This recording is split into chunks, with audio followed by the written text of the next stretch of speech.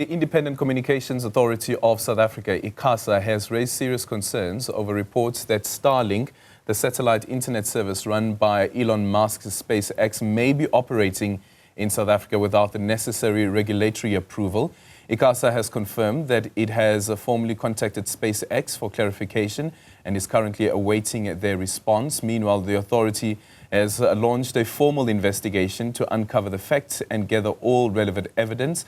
We are now joined by the ICASA chairperson, Mutibi Ramusi, who will provide more insights to this important issue. A very good morning to you. Thank you so much for making time for us this morning. Good morning, Aldrin. Good morning. Let's start off with the investigation. So when you were in Parliament last week, the issue was raised by a Member of Parliament from the MK party that Starlink has been operating illegally in the country. The minister said he doesn't know about this, but surely ICASA does, because in 2022 there was a notice that was issued of relating to reports that Starlink is operating illegally. Since that notice came out, did you do any investigations? Well, thank you very much for the invitation, and good morning to the viewers and those that are listening. Perhaps before I start, let me send our condolences to the Honorable Sithole's family. He was the member of the Portfolio Committee on Communication and Digital Technologies. He was a very good man, and I think on behalf of ICASA, we send our condolences, even to his party, the IFP. Now, coming back to the issue that you've just raised, it's true, this matter of Starlink, it's not starting this year.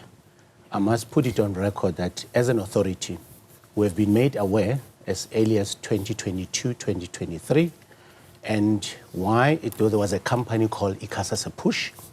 And as you know, we've got citizens that are very loyal. Now, upon hearing all these issues, we actually went out on an investigation.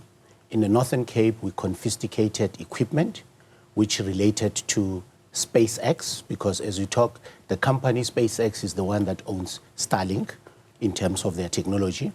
So knowing that in South Africa, we do have rules and regulations within our prescripts, anyone in this country that has got an interest to provide services in the telecommunication, broadcasting and postal sector, especially if you're going to use spectrum as well, you need to have an appropriate license. Now, in this instance, we're dealing with a situation where anyone that is found in this country providing a service without that authority, it's illegal. So this company called ICASAs Push, it has been providing equipment. Obviously, they do have a commercial agreement with SpaceX. Now, in terms of our operation over and above our license, you need to have what you call a type approval. So when you've got equipment that you need to connect, provide services, ICASA, as an institution, that's where you start in terms of getting all the certification. So in this instance, we're dealing with those two things. It's somebody who's utilizing technology which is not type approved, utilizing a satellite that you need to get certification from us. Now, on the 21st of May this year, I must indicate and confirm to the viewers that as an authority, we wrote to a company, SpaceX, and the reason was we just wanted to get affirmation because, you know, sometimes you have fake news, and as an authority, with the limitations that we have in terms of monitoring equipment and tools, I took it upon myself, obviously supported by Council and our EXCO, and SpaceX has since responded. And I must say that the response worried me as well as a chair, because whilst they recognize that operating in a country without proper permits, it's not permissible, the company ICASAs Push, they've indicated to us as an authority that they've now instructed them to cease operating or even distributing any equipment that is aligned to their business, especially in this country. So now you can imagine, Aldrin, you know, if you've got a bird that is floating and you've got footage in your country, and somebody can find a way of operating your satellite, from a security point, it's an issue that should be a concern to us as an authority. But because we've got collaborations with other state institutions, I have immediately, on behalf of the authority, been engaging with SANZA, which is our National Space Agency. As you know, amongst other things that they do, they provide tracking, tracing, and control for those that launches satellites all over the world. So we've got a very good state-of-art a facility in this country. I've engaged with the security cluster as well, and the intention is, over and above us as an authority, being on the ground, engaging with communities, identifying something that looks illegal in this country. As part of our collaboration is to bring in other institutions, because this requires a collaboration, because as I said, if security is at risk, as an authority, being part of the International Telecommunication Union, all member states have made commitments that as and when you provide services in any country, you must observe the local rules. And in this instance, as an authority, we just want to instill discipline that as much as we encourage investors to come to South Africa, the first institution, if you know that you've got equipment that requires spectrum, come to the authority. And that's what I would like to encourage even South Africans that have got an interest to partner with foreign entities to say, if you are in doubt, come to visit our social media platforms, come to ICASA, all the 9 provinces we've got present, so that we don't find ourselves in this instance. Is that confirmation from Starlink or SpaceX that they have been operating in the country illegally without the necessary regulatory support and approval? Just to put it on record, as I've indicated, they've indicated a company called ICASAs push. I've got in evidence, they've written to them, instructing them to cease whatever operations that they have.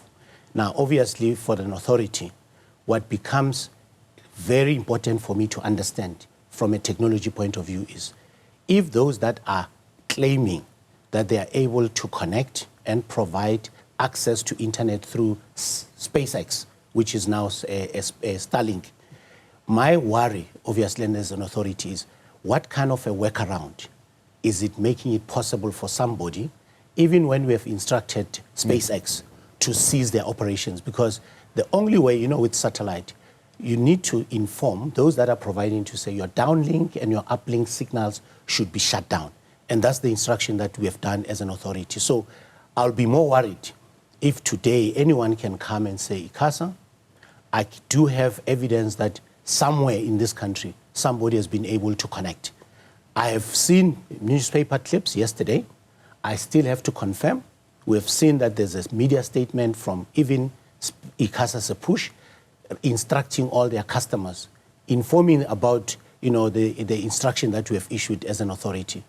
Even from SpaceX, I've asked, because there's been a media report yesterday indicating that SpaceX is informing all potential or even clients in South Africa that the roaming agreement that is in place will be deactivated. So, but I've asked for that clarity as well. What roaming agreement is in place? Because this is not the first time, as we have agreed, that ICASA has come out to say that Starlink's operations would be unlawful. And even back then, there was a promise by Starlink and SpaceX instructing people that are using its services to stop using those services. So clearly it has been continuing. Yeah, Aldrin, sorry. I think one thing that I just wanted to give you some comfort as citizens as well. We have signed MOUs with some of our sister regulators. Now, obviously, I'll be engaging council, and the good news is I've got new councillors who are joining as well. FCC, as one of the regulators in the US, there's nothing that stops us as an authority to engage directly with the FCC. And given the fact that we are all members of the ITU, again, in terms of good governance and good practice, one might be tempted to go to the ITU and report these instances, because we have signed agreements, frameworks, where those that have got interest to participate in our countries, they need to obey legislative frameworks. So in this instance, there are avenues that one is going to explore. But other than that, within SADC, in something that I've been saying to my colleagues, that let's go to countries that have already licensed Starlink. Bring the equipment in this country. Let me switch on and see whether is it true roaming, is not activated. Because, technically, sometimes you need to do these things practically. But I am going to use the partnerships, the collaborations that we have entered into, especially if I'm mentioning the FCC in the US and the ITU, because a activity of this nature should be discouraged, because in terms of governance, if one does not respect any other country's rules and regulation, that becomes a problem. Yeah. So is it fair then, Chair, to say that since the last warning, nothing has happened? Well, we have issued notices, and I think practically... But since those notices were issued, nothing really has happened. There were no repercussions for Eskom, also for ICASA push, or even Starlink or SpaceX. Well, with ICASA push, what we have done, given the name ICASA push, even if you can look at the logo, it's almost close to what we have as ICASA. We have taken them to the tribunal, company tribunal. They were instructed actually to cease using the name. At one stage, we were told that they were operating in Mozambique, but now recently we have seen them resurfacing in the country. It's something that our legal is pursuing again, because the name ICASA, as it is right now, it's a registered trade name for us. Yeah, I totally understand that. But I want to go back to the operations happening after the notice that was issued in November 2022. Nothing has happened to ICASA push or Starlink or SpaceX. So there's no repercussions, no steps were taken by ICASA against those three entities.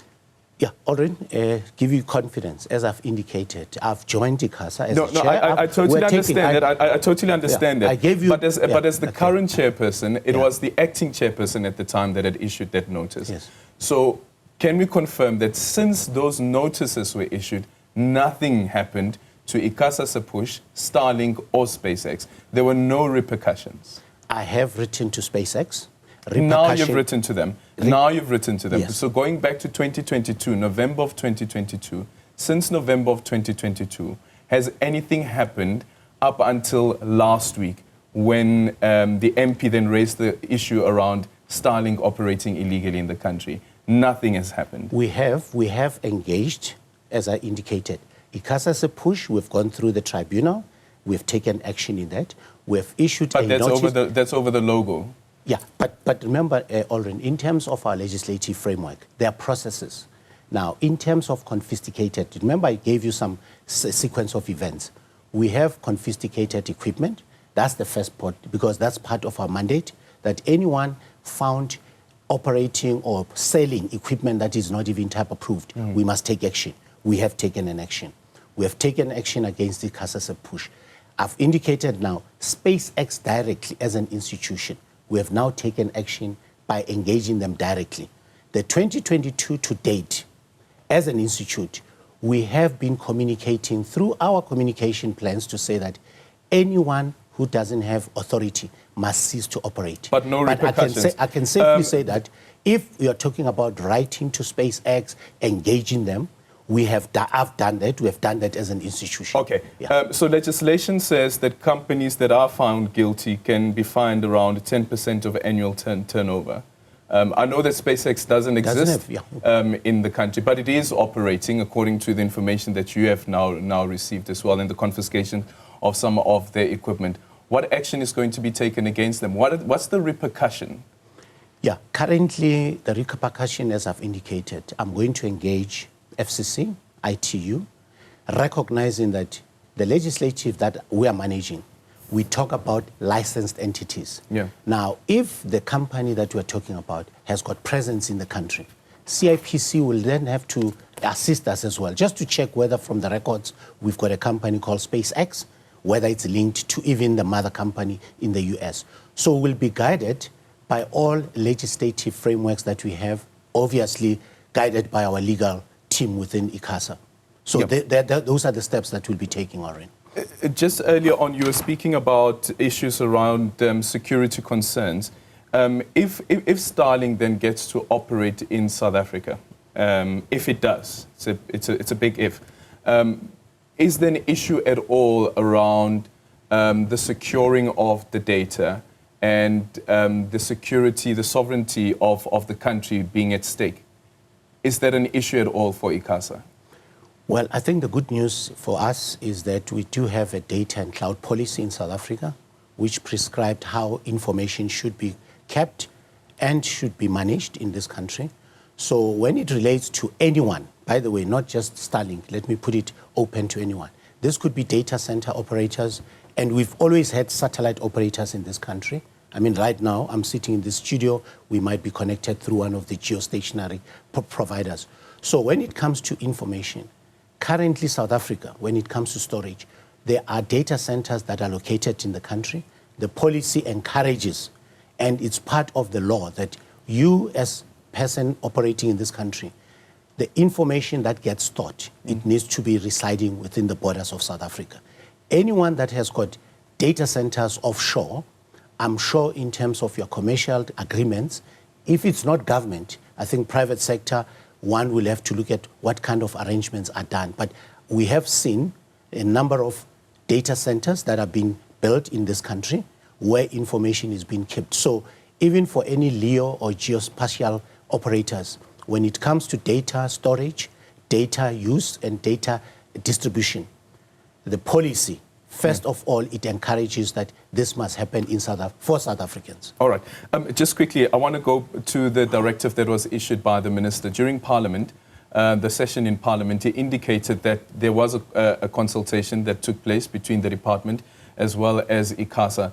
And ICASA's recommendation was that instead of the policy directive that the minister has issued, the minister should rather look at amending the Electronic Communications Act to deal with this issue around equity equivalent.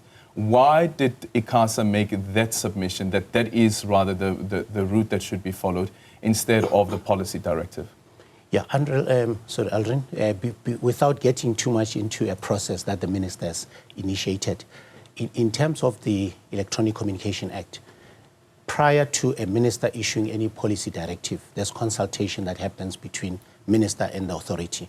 In this instance, I can confirm the minister has done that, but because there's a laid out process of 30 days, if you allow me today, I don't want to influence those that are participating in the process, but we have given our inputs, and I think after 30 days, you will actually read what the authority has said, and if you allow me, let me respect that process so that after 30 days, you can say. But what I can confirm is he has consulted and we've given our views, which you will see after 30 days. All right. Thank you so much for making time. That is the chairperson of ICASA, Mutibi Ramosi, on the investigation that they've launched on allegations that Starlink is operating in the country unlawfully so. And of course, we also know that directive that has been issued by the Minister of Communications and Digital Technologies, Solly Malatsi. Still to come here on the AM Report, Action SA.